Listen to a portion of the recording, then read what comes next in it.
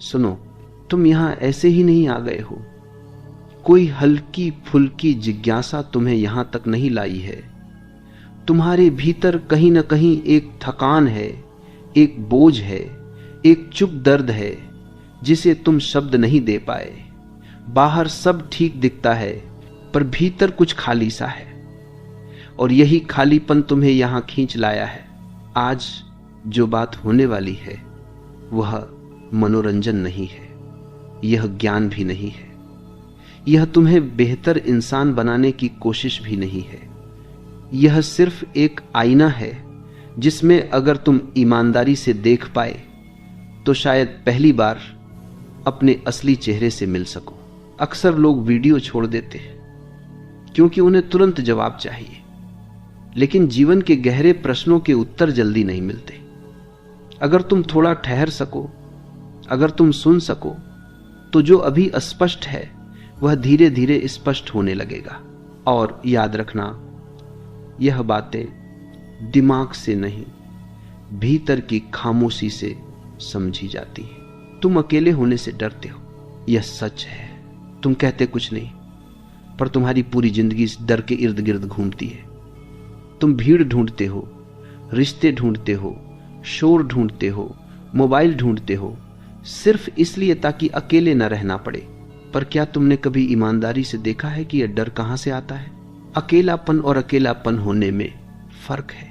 अकेलापन एक तथ्य है, तुम जन्मे अकेले, मरोगे अकेले, लेकिन अकेलापन एक पीड़ा है जो तुमने खुद पैदा की है।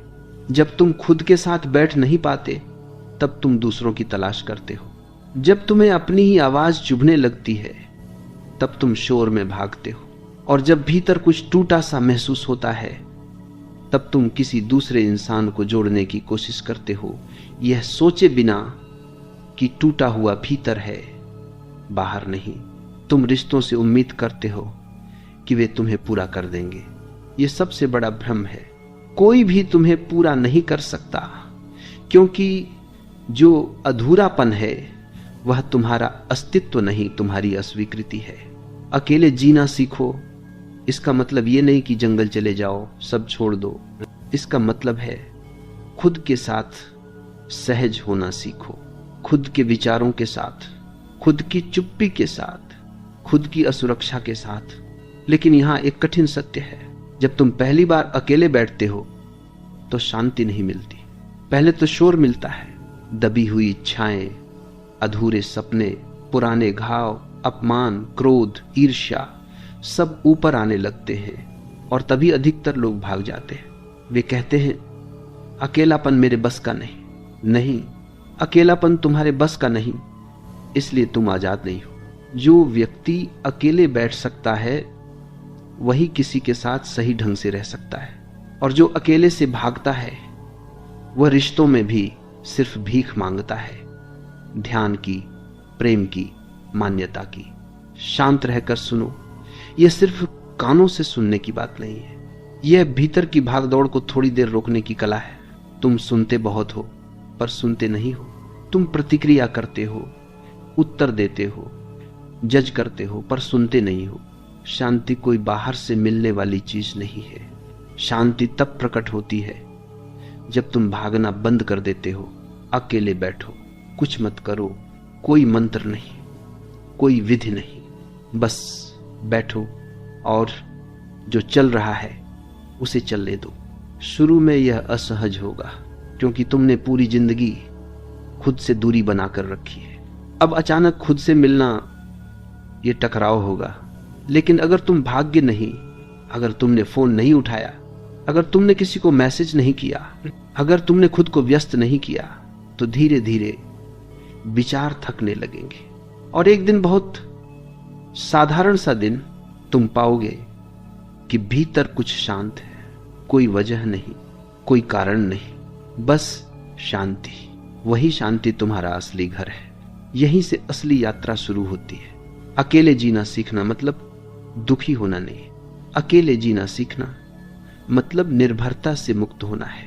और जब तुम मुक्त होते हो तभी प्रेम संभव होता है, तभी सुनना संभव होता है, तभी जीवन पहली बार बोझ नहीं, उत्सव बनता है। अगर यहां तक सुनते सुनते तुम्हारे भीतर कुछ हिला है, अगर तुम्हें लगा है कि कोई तुम्हारी ही बात कर रहा है, डर, यह शब्द छोटा है लेकिन इसकी जड़ें बहुत गहरी हैं।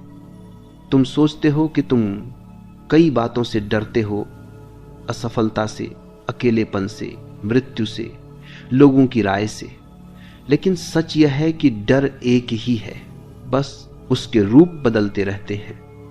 वह एक ही डर है, खुद को पूरी तरह जान लेने का डर। जब तुम शांत होने लगते हो, डर पैदा होता है। जब विचारों का शोर थोड़ा कम होता है, डर उभरता है, क्योंकि शोर तुम्हारी ढाल है। शोर तुम्हें खुद से बचाए रखता है। डर का जन्म बाहर नहीं होता, डर का जन्म भीतर होता है। बाहर सिर्फ बहाने मिलते हैं। तुम कहते हो मुझे अंधेरे से डर लगता है, पर सच यह है कि अंधेरे में तुम्हें खुद से सामना करना पड़ता है।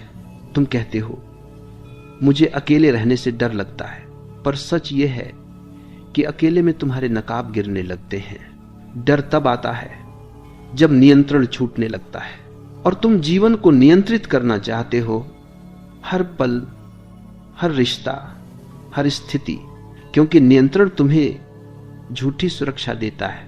शांत बैठो और देखो, डर कुछ करता नहीं है। डर सिर्फ संकेत देता है कि तुम एक सीमा पर आ गए हो। उस सीमा के उस पार स्वतंत्रता है और इस पार तुम्हारी आदतें। अक्सर लोग डर से लड़ने की कोशिश करते हैं, यह सबसे बड़ी भूल है। डर से लड़ोगे तो डर और मजबूत होगा। डर को दबाओगे तो वह किसी और रास्ते से निकलेगा।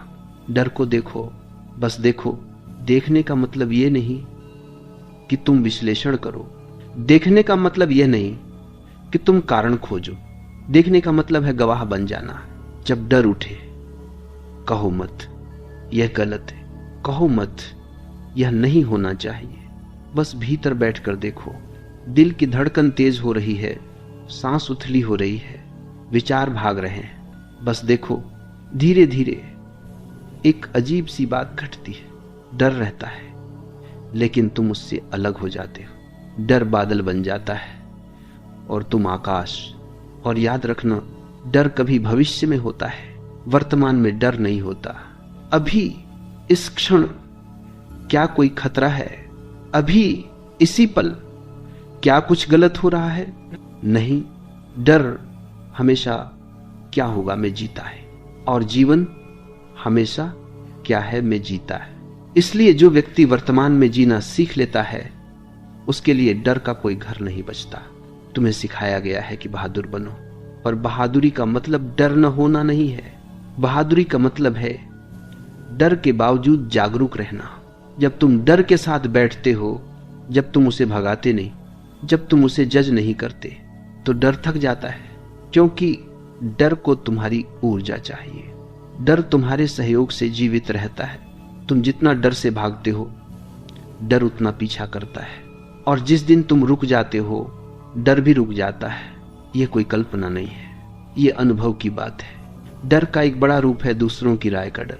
तुम जीवन नहीं जीते, तुम प्रदर्शन करते हो। तुम ये सोचकर चलते हो कि लोग क्या कहेंगे, और यही सबसे बड़ा बंधन है।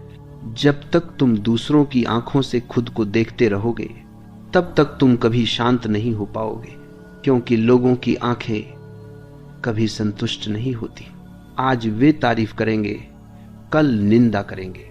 आज वे तुम्हें ऊपर उठाएंगे, कल गिराएंगे, और तुम हर बार हिलते रहोगे। शांत रहकर सुनो। लोगों की राय तुम्हारे बारे में नहीं होती। लोग अपनी ही उलझनों से बोलते हैं। जिस दिन यह समझ में आ गया, उसी दिन भीतर एक बड़ा बोझ गिर जाता है। डर का आखिरी और सबसे गहरा रूप है मृत्यु का डर। लेकिन मृत्यु से डरने वाला व्यक्ति जीवन से चूक जाता है। जो मरने से डरता है, वह जीने का जोखिम नहीं उठाता, वह सुरक्षित रहता है। लेकिन सुरक्षित जीवन जीवन नहीं होता। अकेले जीना सीखने का अर्थ यही है, जो है उसे स्वीकार करना, डर को भी, अस्थिरता को भी, अनिश्चितता को भी, क्योंकि जीवन निश्चित नहीं है, और यही इसकी सुंदरता है। जिस दिन तुमने अनिश्चितता को मित्र बना लिया, उसी दिन डर का अंत शुरू हो जाता है। अब तुम पूछोगे फिर शांति कैसे आएगी? शांति आती नहीं है। शांति प्रकट होती है जब तुम लड़ना बंद करते हो, जब तुम भागना बंद करते हो, जब तुम देखने लगते हो डर के पार कुछ है। लेकिन वहां वही पहुंचता है जो डर से होकर गुजरता है, मन। तुम इसे अपना सबसे बड़ा सहारा समझते हो, लेकिन यही तुम्हारा सबसे बड़ा शोर है। मन कभी चुप नहीं होता, वो बोलता रहता है, दिन में भी, रात में भी, सोते समय भी वह सपनों के रूप में बोलता है। और तुमने इसे इतना स्वाभाविक मान लिया है कि तुम्हें लगता है यही तुम हो, लेकिन मन तुम नहीं हो। मन सिर्फ एक उपकरण है, बहुत उपयोगी लेकिन बहुत खतरनाक भी। मन का काम है सोचना। लेकिन समस्या तब पैदा होती है जब मन सोचता नहीं बल्कि तुम्हें सोचने पर मजबूर करता है। तब तुम मालिक नहीं रहते, गुलाम बन जाते हो। शांत रहकर सुनो, मन हमेशा अतीत और भविष्य में जीता है। या तो वह बीते हुए को दोहराता है या आने वाले की कल्पना करता है। वर्तमान उसके लिए लगभग अस्तित्वहीन है। इसलिए जब तुम कहते हो मैं बेचैन हूं, असल में बेचैन मन है, तुम नहीं। मन आदतों से चलता है, वह पुरानी लकीरों पर ही घूमता रहता है। उसे नया पसंद नहीं, क्योंकि नया अनिश्चित होता है और मन अनिश्चितता से डरता है। इसलिए जब तुम अकेले बैठते हो, मन तुरंत कहता है यह समय बर्बाद है, कुछ करो, कुछ सोचो, कहीं और चलो। मन को खालीपन से डर लगता है, क्योंकि खालीपन में उसकी सत्ता खतरे में पड़ जाती है। तुम मन को शांत करना चाहते हो, यह भी एक भ्रम है।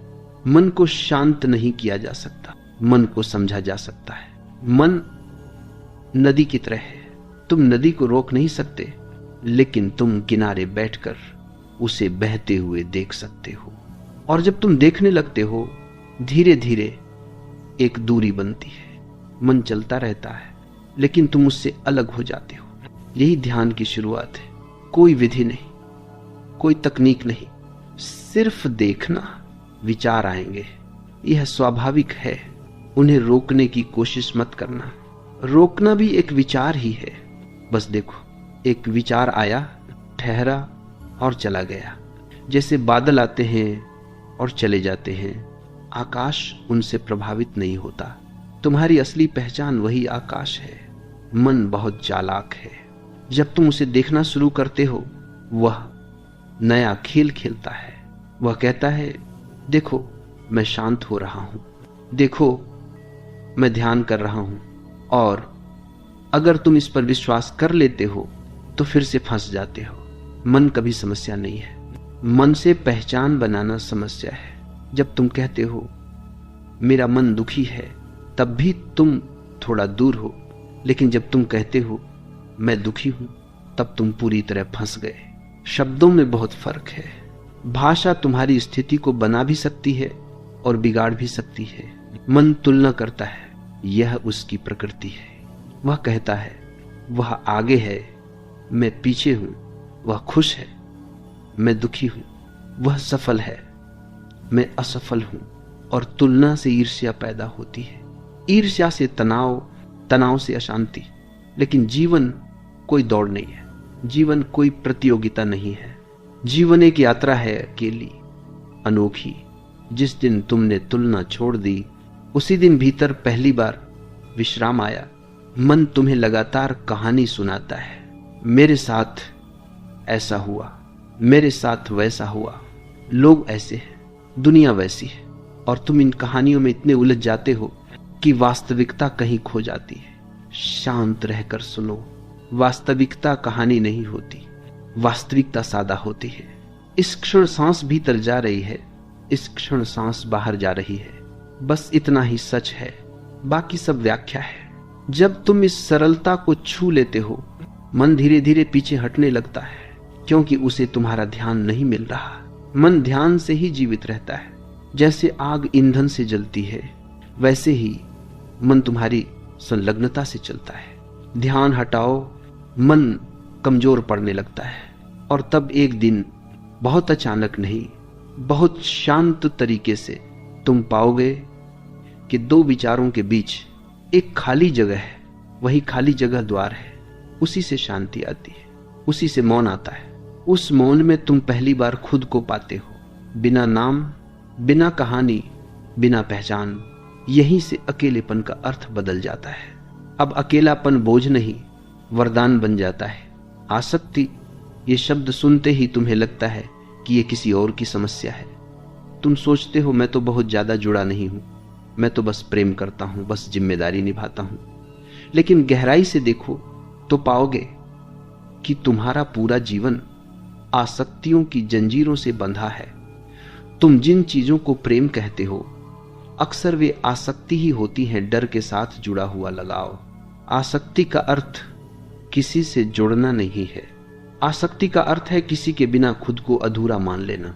जहां प्रेम स्वतंत्र करता है, वहां आसक्ति गुलाम बनाती है। तुम कहते हो उसके बिना मैं नहीं रह सकता। यही वाक्य सबसे बड़ा संकेत है कि वहां प्रेम नहीं, भय है। भय अकेले होने का, भय खाली हो जाने का, भय अर्थ खो देने का। आसक्ति हमेशा भविष्य से जुड़ी होती है। वह कहती है यह बना रहे, यह छूट न जाए, यह बदल न जाए।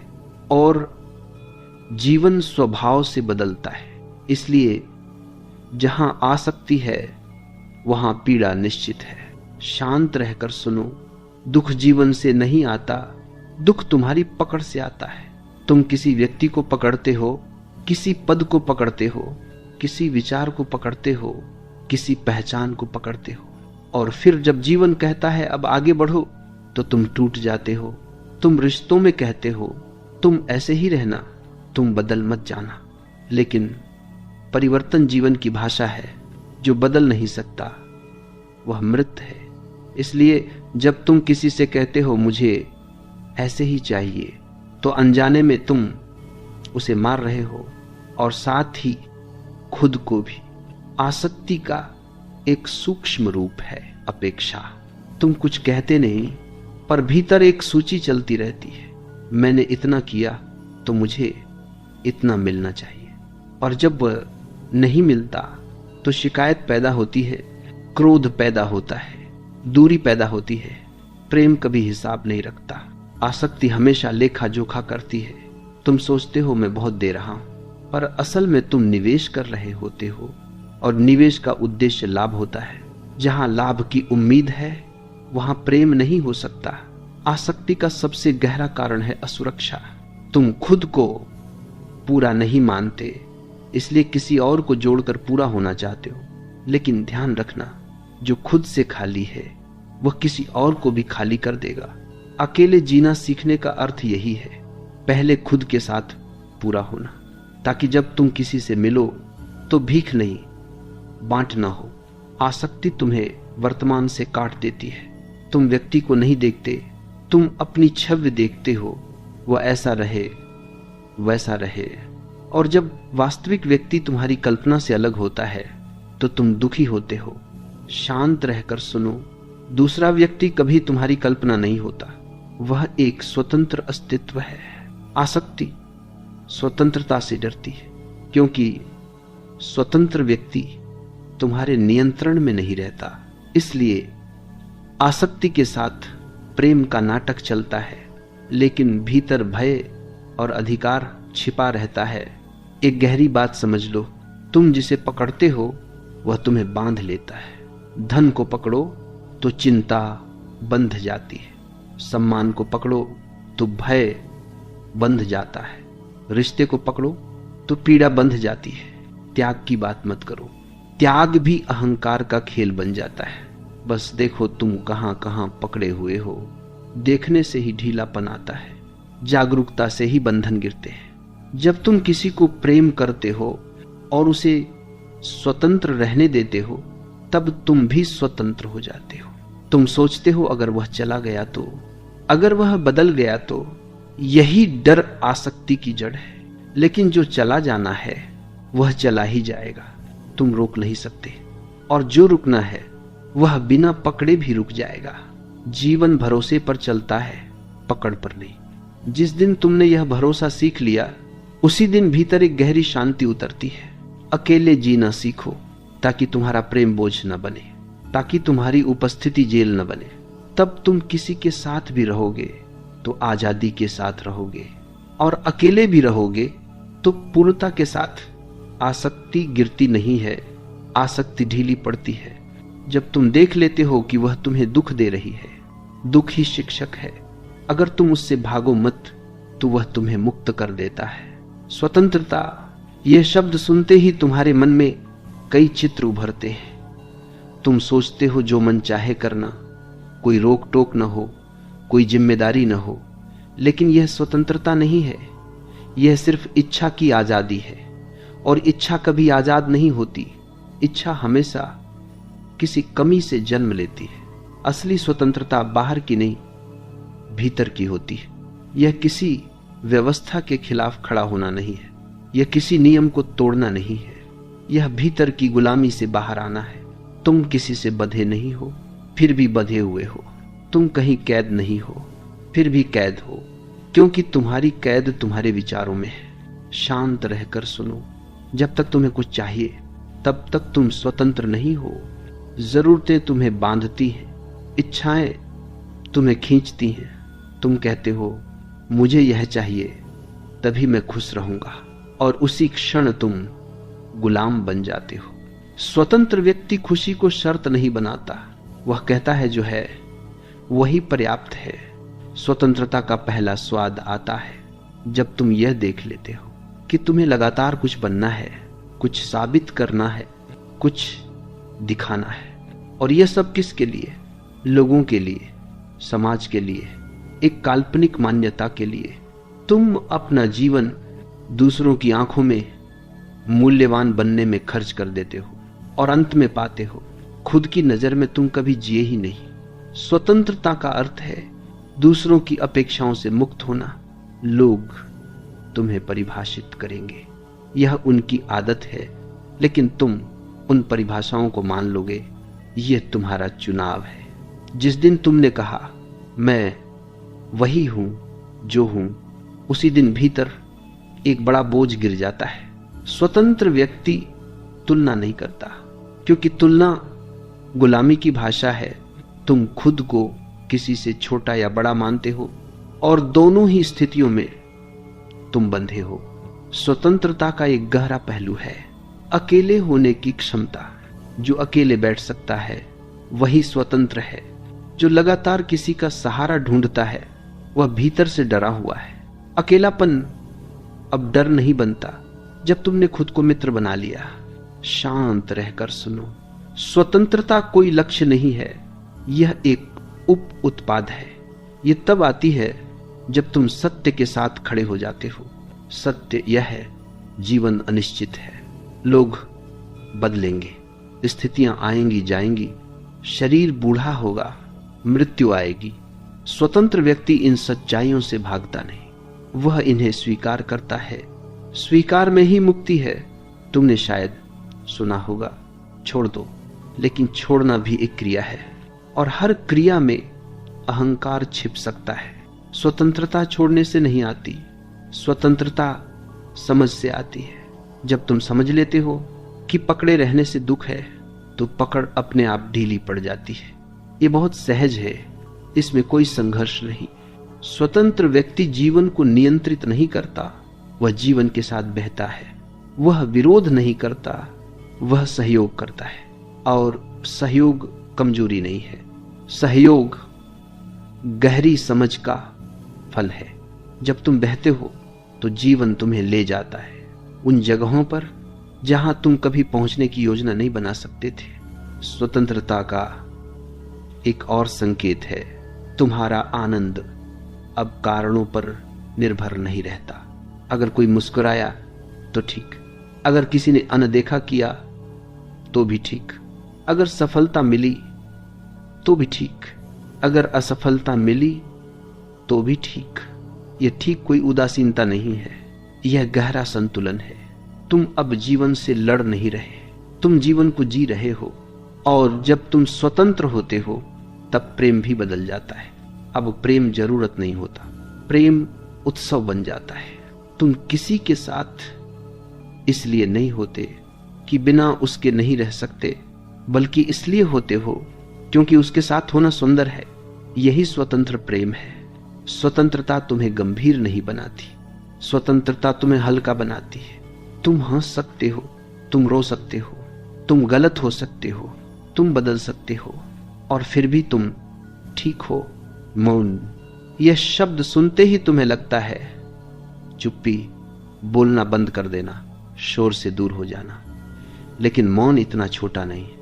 मौन शब्दों की अनुपस्थिति नहीं है। मौन उस स्रोत की उपस्थिति है जहां से शब्द जन्म लेते हैं। मौन खालीपन नहीं है, मौन पूर्णता है। तुम मौन से डरते हो क्योंकि मौन में तुम छिप नहीं सकते। शब्दों में तुम झूठ बोल सकते हो, शोर में तुम खुद को भूल सकते हो, लेकिन मौन में तुम जैसे हो वैसे ही प्रकट हो जाते हो। शांत रहकर सुनो। मौन कोई अभ्यास नहीं है, मौन कोई साधना नहीं है, मौन कोई लक्ष्य नहीं है। मौन तुम्हारा स्वभाव है। तुम पैदा मौन में होते हो, तुम मरते भी मौन में हो। बीच में जो शोर है वह तुमने सीख लिया है। बच्चा पैदा होता है, उसके भीतर कोई भाषा नहीं, कोई विचार नहीं, कोई कहानी नहीं, वह शुद्ध उपस्थिति है। फिर धीरे धीरे समाज उसे बोलना सिखाता है, सोचना सिखाता है, तुलना करना सिखाता है, डरना सिखाता है, और उसी के साथ मौन पीछे छूटता चला जाता है। लेकिन मौन कभी जाता नहीं, वह बस ढक जाता है। जैसे बादलों के पीछे आकाश छिप जाता है, लेकिन आकाश नष्ट नहीं होता। मौन को पाना नहीं है, मौन को पहचानना है। जब मन शांत होता है तो मौन प्रकट होता है। जब डर ढीला पड़ता है तो मौन प्रकट होता है। जब आसक्ति गिरने लगती है तो मौन प्रकट होता है। जब स्वतंत्रता भीतर उतरती है तो मौन स्वाभाविक हो जाता है। मौन कुछ करता नहीं, मौन सिर्फ है। तुम पूछोगे फिर इसमें इतना महत्व क्यों दिया जाता है?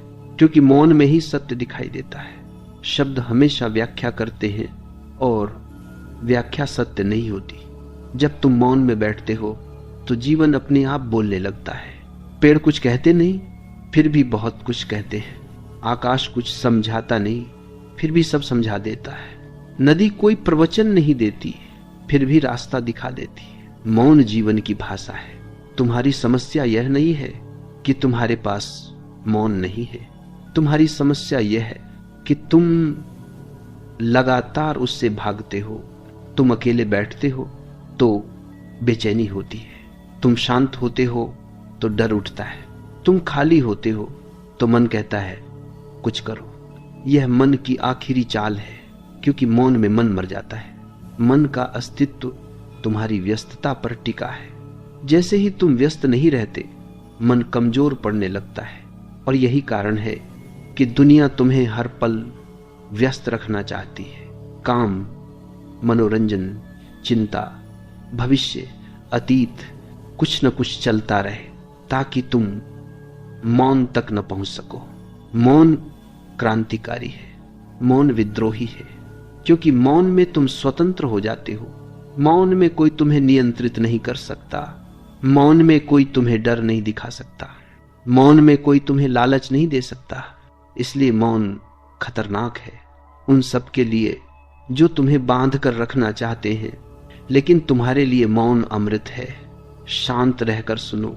जब तुम मौन में होते हो तो तुम कुछ भी बनने की कोशिश नहीं करते, तुम बस होते हो, और बस होना सबसे गहरी अवस्था है।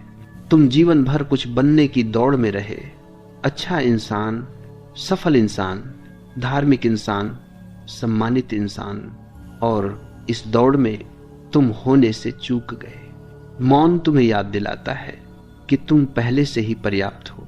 तुम्हें सुधारने की जरूरत नहीं है, तुम्हें सजाने की जरूरत नहीं है। धन्यवाद। एकली बात।